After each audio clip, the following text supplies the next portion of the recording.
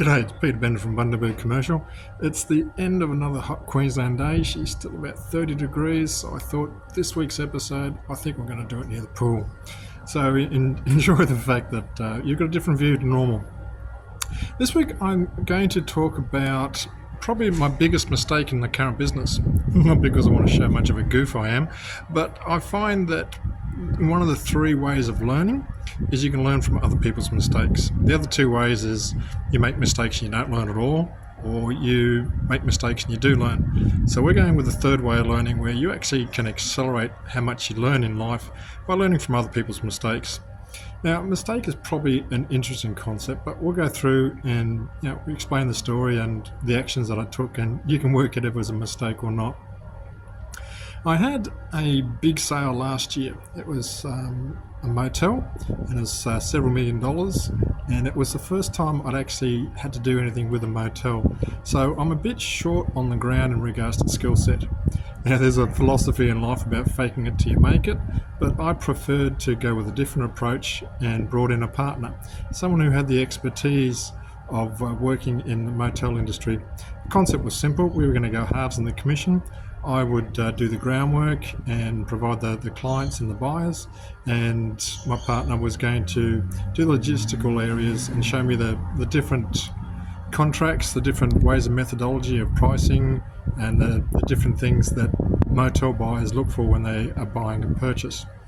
Now, I'd almost say I'm a repeat offender. I've had partners before. I've been very lucky with my wife. She was my first partner and still is.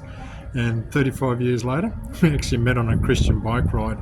And yeah, I dropped her on the actual first ride. Not a good look. But she's very patient and kept coming on with me. In the business realm, I actually had a partner it was quite a while ago, but one of the businesses I had, he had a good idea, but he had no money. I had money and no time. So we organised it so that he would do the operational side of the work, and I would do the financing and the accountancy and the bookwork.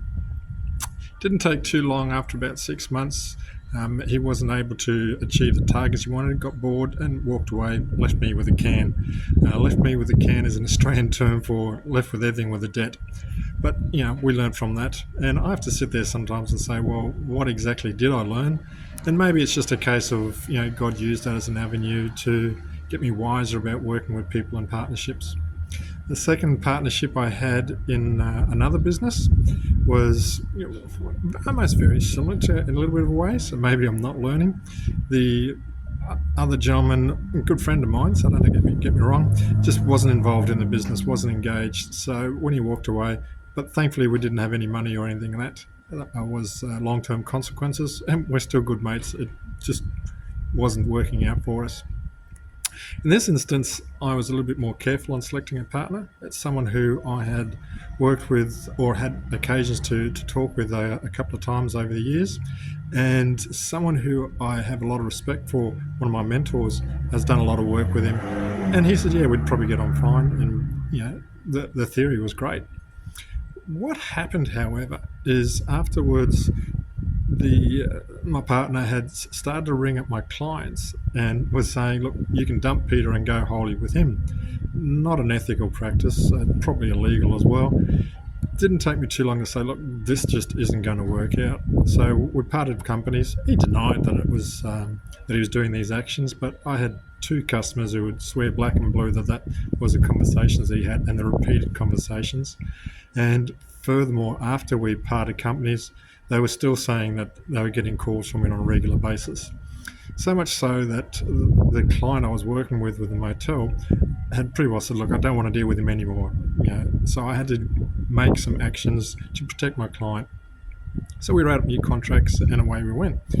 And that's probably the way that most normal people would take a situation where you've got a breakup partnership. Just close the door gently and firmly and move on. Now, where things got difficult and different is over time, I actually changed my mind. Is probably the easiest way to explain it. So I rang up my old partner and said, look, we're not going to do any work together, but I promised you half the commission and we'll organise that you will get half the commission. Now, you could have knocked him over with a feather. obviously that's very unusual for someone to come back and give him half the commission for nothing. And we're talking big dollars. So it was about $60,000. So we're not talking in terms of a big mistake. I'm talking about in terms of an expensive mistake. One of the things I say to people who look at going into commercial real estate is recognize that we work in a land with a lot of zeros. What I mean by that is if you make a mistake, you're usually going to have a lot of zeros attached to it. So it's a challenge. Now, when the sale was completed, he still rang me on a regular basis before the sale, almost weekly, to check to make sure that I hadn't changed my mind and see what's going on. But I got him to the stage where he would stop ringing my client. And that was one of the key important things I had to do. Above all else, a principal or an agent is supposed to take care of his client, even if it means protecting him from partners that he's inadvertently brought into the realm. So why did I change my mind? Am I just a twat? I say, well, what are we doing, Peter? 60 grand's a lot of money to work with. That's almost life-changing for a lot of people. Well, I was reading in the Bible, and I was reading the book of Joshua. Now, the book of Joshua is pretty much set just after Moses. Now, you would have heard of Moses. He's the guy who got the Israelites out of Egypt, turned the river into blood, the angel of death, killed all the firstborn males in the country, all sorts of, turned night into day, everything like that. So it got to the stage where he took the Israelites out of Egypt. Then they found themselves in the desert, and literally between a rock and a hard place. He had Pharaoh's army charging down towards him, and on the back of him was the Red Sea. And then God parted the Red Sea. You've heard this story, I'm sure. The Israelites went through. Pharaoh and his army went charging after him, and God closed the sea. So suddenly all that army became shark bait, and all the chariots and everything else became new fish infrastructure. Now, the Israelites had a big party, unfortunately misbehaved themselves, and ended up being disciplined by spending 40 years walking in the wilderness. Now, where the book of Joshua starts is at the end of those 40 years, they got to the River Jordan, which is the boundary of where God had allocated and given the Israelites land. Now, Moses died just before he went over there. It wasn't his time to go across. Part of his discipline was that he would see the promised land, as they call it, but he wouldn't be able to participate in it. So Joshua took over the nation, and he was a warrior, basically, a warrior king. So the book of Joshua is about his battles. And in one stage, his mission was basically to wipe out everybody in the promised land. Sounds a bit harsh, and we can discuss that in another video, but just take it as that was the mission that he had. And news was getting around. He was winning battles, he was wiping out tribes, he was taking over land, doing everything they were supposed to do. Now there's a race of people, or a tribe, called the Gibeonites. That's Gibeonites. Forgive me if I spelled it wrong, but it's not a theology lesson. Now the Gibeonites thought to themselves, gee whiz, this is not looking good. Joshua's got an army, and he's setting everything apart and destroying everybody in their main villages. So what are we going to do instead? So they came up with the idea, well, let's do a treaty. And treaties were quite common between strong nations and weak nations in the Near East and the Middle East. But the Gibeonite leader says, nah, it's not going to work. He's just wiping everybody out. We need something better. So they got a bit cunning, very clever little individuals. So the Gibeonites came up with a different plan. They got some tired, dirty old camels, got some clothes made them covered in dirt, grew their hair long and their beards unkept so they looked really tired, got some old water flasks or wine flasks. This is before the days of bottles, obviously, and made them look old. And then they went and visited Joshua. And they said to Joshua, look, do a treaty with us. And Joshua said, no, we're not into treaties. We're into clearing this land and all the bountiful harvest will be ours. I said, oh no, we don't actually live around here. We live a long way away, but we just want to safeguard our future and have a treaty. So they pretty well conned Joshua. Joshua said, no, you're not. I think we've seen you before. They said, oh no, look, our camels are tired. We've come from a long way. We haven't had a shave in ages. water flasks. We've got we've got mouldy old bread. We're not from anywhere around here. And Joshua was probably a nice believing guy, and he organised a treaty with them. Now, time goes on. They went back home, the Gibeonites. Now, time went on, and Joshua got to the stage where, got to a territory, and the Gibeonites were there.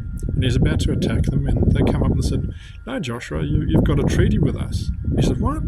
He says, "Yeah, no, we did that, remember?" And even though they lied and pretty well stole, as in keeping their land, the decision made by Joshua was to honour his word. So even though the other guys weren't doing their part, he didn't use that as a reason to renege on his word. His word was very much important to him. Now, the end of the story is that the Gibeonites didn't get away scot-free. They ended up being turned into slaves, and they collected firewood for the Israelites for the rest of known time. Now, that doesn't sound much in nowadays, but in those days they didn't have water containers, they didn't have electricity, they didn't have gas. So firewood was a staple of everyday life, and as your stayed in a place longer, there was less and less firewood, so every day the Gibeonites would have to go walk further to pick up the timber that was needed.